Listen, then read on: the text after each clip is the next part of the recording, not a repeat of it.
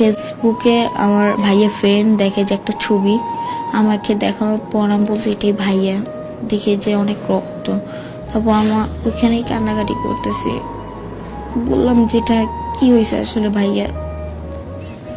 তখন জানি না যে ভাইয়া নাই, আম্মু আমাকে বলে নাই যে তোমার ভাইয়া নাই, কেউ ফোন দিও জানায় নাই। 1টা বাজে আমি বাসায় আসি, বাসায় আসার পর দেখি যে গ্যারেজ খোলা, লাইট জ্বালানো।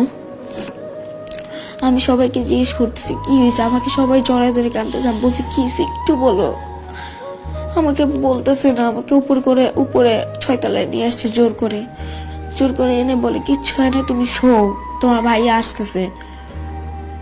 প্রায় 30 মিনিটের মতো শুয়ে আছি, হঠাৎ করে দেখি চিৎকার দিয়ে সবাই কাঁদতেছে। বারান্দায় যাওয়ার পর দেখি যে আম্মু সবাই ধরে আছে কাঁদতেছে। আমি নিচে যেয়ে দেখি কাপড়ে কাপড় পরে আছে আমার ভাইটা। আমাকে ভাইটার সামনে কেউ যাইতেও দিতেছে না। লাস্টটা বের করার পর গ্যারেজ চানে আমি একবার খালি চুমু দিয়েছি মাইয়াকে। এরপরে ভোরবেলা জানাজার পর নিজের ভাইটাকে দাফন দিয়ে এসেছি।